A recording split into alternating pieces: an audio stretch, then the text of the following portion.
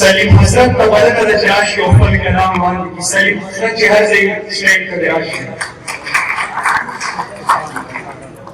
او زمونږ قربانو شاعرانو له پکار دي چې د اقتصاد نه کار واخلي، خپل یو کلام تاسو ته وړاندې کړي.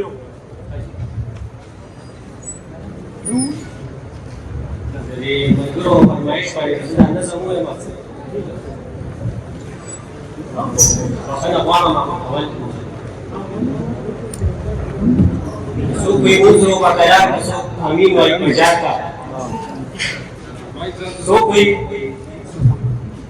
مونځ روغه تیار کړه، څوک امین وایي پجار کړه، مولا سمه راته راکړه په کوم لاړ شم کومه پرېږدم. څوک وایي شنې جامې صحیح دي، څوک وایي توره کې ثواب دی، څوک وایي شوي اشاره څوک وایي مه کوه غذاب دی. یو جومات کې به قبلونه حجګانې دا خطبه ده، یو دین یو مذهب دی، خپله طریقه ده. څوک وایي موږ غلط نه یو، څوک وایي موږ صحیح روان یو، بعضې وایي ټول کافر دي، موږ پاخه مسلمانان یو. نو زه صحیح مذهب حیران شم چې په چا پسې روان شم. شاه بزرګ وایي تلوار کوه چې بېدله د وینار کا، ملا سمه راته راکړه په کوم لاړ شم کومه پرېږدم. بعضې وایي دعاوو ته لاس اوچت کړه چې خدای درکړي، د الله نه چې څه غواړې ارمانونه به دې سر کړي. څوک وایي فرض ورپسې وکړه، څوک یې مونځ شي برابر کړي. بعضې وایي دعا مه کوه، دا څه نه خدای خبر دی، لاس کول پورته کول دي په زړګي د رب نظر دی.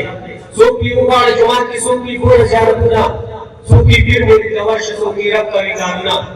زه چې سم یم روان یم، مخکې تګ کوم روان یم، کوم ثواب کومه ګناه د سره واسه ناروا ده، سر مې ډس کوي ماتېږي چې د هغې که نه دې شم.